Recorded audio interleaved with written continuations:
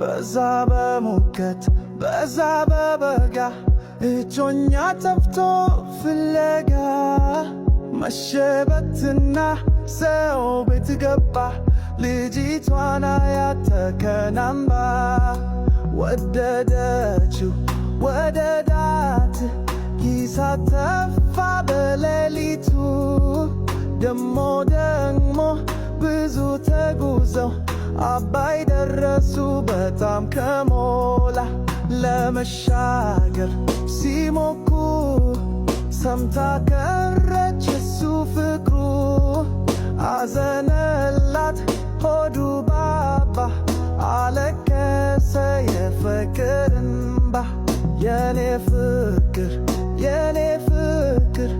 አረሳሽም እስከ መቃብር ሄደሻል አንቺ ለዘላለም መቼም ከሞት የሚቀር